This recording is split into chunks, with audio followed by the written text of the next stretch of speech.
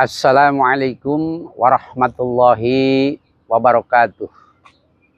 Bismillahirrahmanirrahim. Alhamdulillahilladzi ja'ala ramadhana syahra siyamil mu'minin wa anzala kitabahu hudan lil muttaqin wa ala alihi wa ashabihi ajma'in, amma ba'd.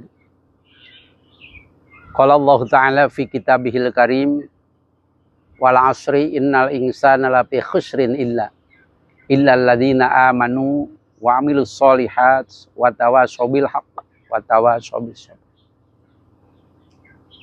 Syukron, alhamdulillah, pada bulan yang penuh berkah ini, pada bulan yang penuh rahmat dan maghfirah, dan dilipat gandakannya pahala pada bulan ini, kita masih diberi kesempatan panjang umur dan juga diberikan sehat walafiat.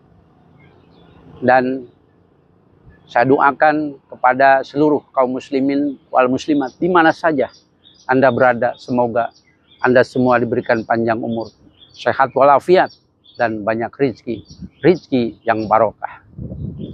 Kenapa seperti ini? Dikarenakan bulan Ramadan ini, Masya Allah, tabarakallah, lain daripada yang lain.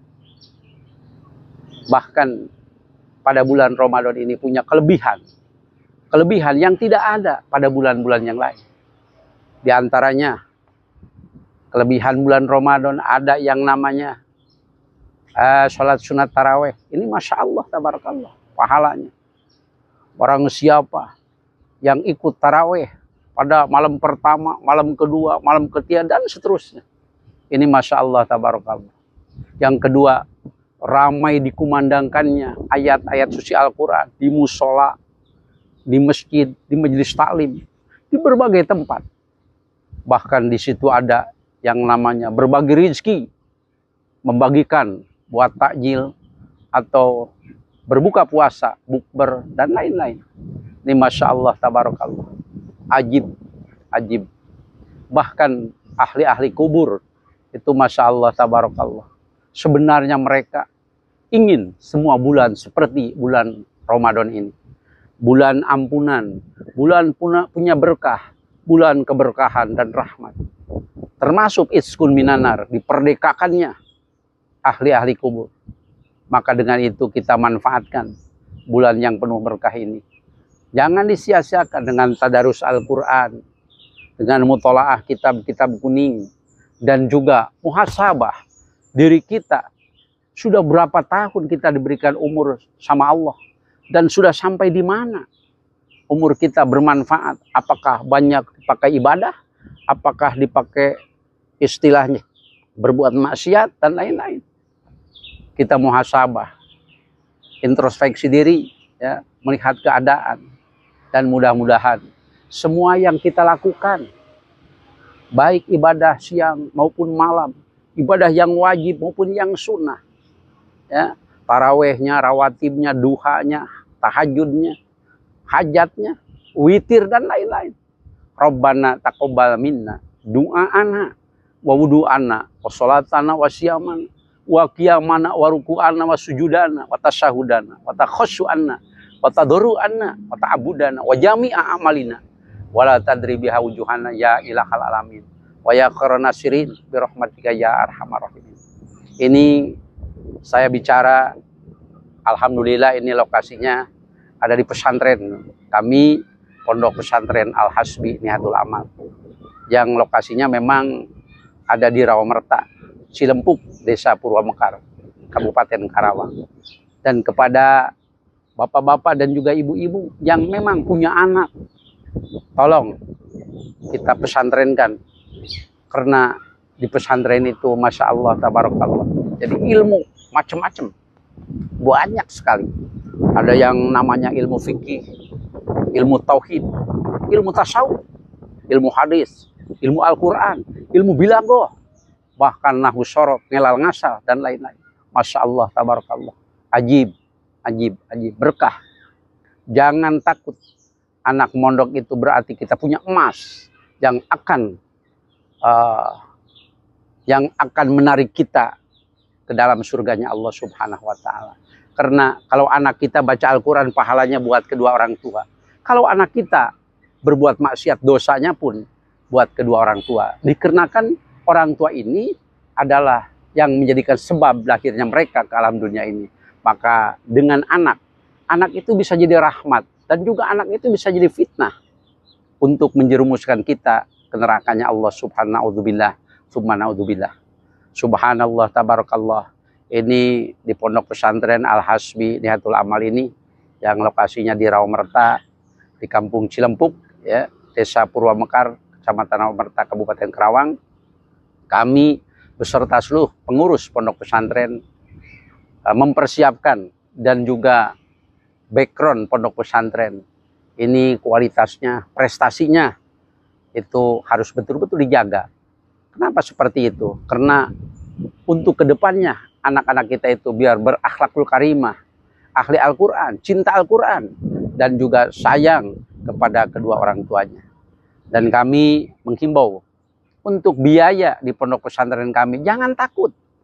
Kita datang saja ke pondok pesantren, jangan dengarkan omongan orang. Misalnya ada kata-kata di pesantren itu mahal.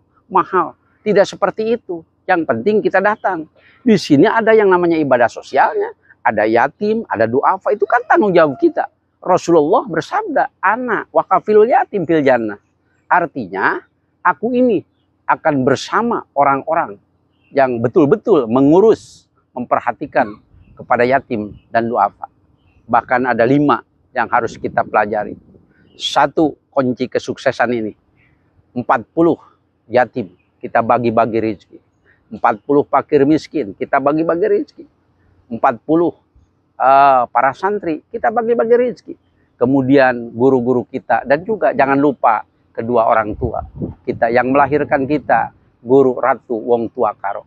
Subhanallah, tabarakallah. Ini belum berjalan di masyarakat. Baru yatim. Padahal di samping yatim itu ada yang namanya fakir miskin, yang namanya para ulama, guru-guru kita, guru-guru ngaji, yang namanya yatim, dan juga ada orang tua itu. Maka dengan itu kami menghimbau, jangan kemana-mana, ke sana, ke sini, ke sana, ke sini, mencari duniawi. Kita semua akan kembali kepada Allah. Inna lillahi wa inna ilaihi raji'un. Asal dari Allah, kita semua akan kembali kepada Allah. Ingat, umur kita akan dipertanyakan nanti di yaumil akhir. Dan juga harta kekayaan kita, dari mana engkau dapatkan, dan kemudian kemanakan engkau tasarufkan. Ini yang harus kita pertanggungjawabkan di hadapan Allah Subhanahu wa ta'ala. Istilah Sunda mengatakan, gedong sigrong mual kagendong, sawah lega mual kabawa, istri gelis mual kais, bintang ti amal, wal asri demi waktu asar, wal asri demi masa. Innal insana, sesungguhnya manusia itu lafi khusrin, semuanya rugi, illal ladina amanu, kecuali orang-orang yang beriman, wa amilus solihat, dan orang-orang yang berbuat amal soleh, watawasobil haq, watawasobil sabr. Insyaallah dengan 3 hal itu, yang pertama, orang yang beriman kepada Allah, orang yang beriman kepada adanya hari kiamat, beriman kepada Rasul, kepada malaikat, dan juga qada dan qadar, itu semuanya datangnya dari Allah Subhanahu wa ta'ala. Yang kedua, orang yang berbuat amal soleh, berbuat kebajikan, bagi-bagi rezeki, mendapatkan rezeki yang banyak, bukan dipertontonkan. Kita punya rezeki banyak, dipertonton, jangan. Kita bantu, nih ada musola yang kurang baik, kita bantu. Nih ada masjid yang perlu direnovasi, kita bantu. Nih pesantren yang membutuhkan lokasi, pelebaran lokasi, dan juga bangunan, kita bantu. Itu yang akan bermanfaat buat kita nanti di yaumil akhir, yang akan menyertai kita di alam barzah. Subhanallah, tabarakallah.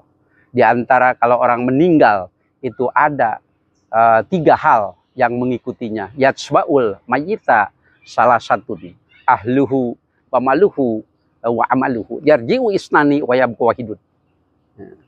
Di antara kalau orang meninggal itu 3 hal yang mengikutinya. 1, keluarganya mengikuti sampai pemakaman. Yang kedua, kendaraannya, misalnya Pajero ataupun Fortuner dan lain-lain sampai pemakaman. Kembali lagi. Yang dua kembali, yang satu menyertai kita apa? Amal. Amal. In khairon fa khairun wa in syarron fa syarrun.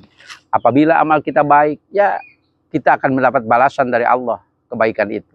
Dan apabila amal kita jelek, maka tunggu balasannya. Subhanallah, tabarakallah.